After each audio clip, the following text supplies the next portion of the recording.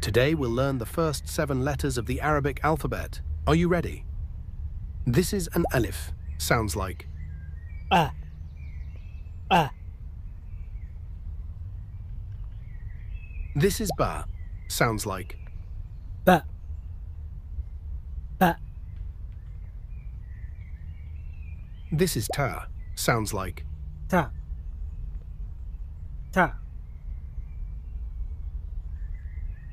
This is tha. Sounds like Tha. Tha. This is jim. Sounds like Ja. Ja.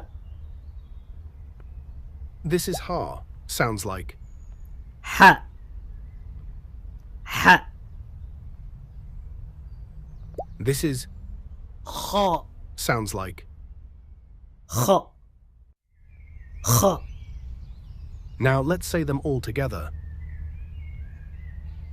A. A. Ba. Ba. Ta. Ta. Tha. Tha. Ja. Ja.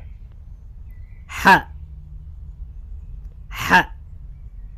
Kha. Kha. Great job! You've learned the first 7 letters. Keep practicing and I'll see you in the next video for more letters.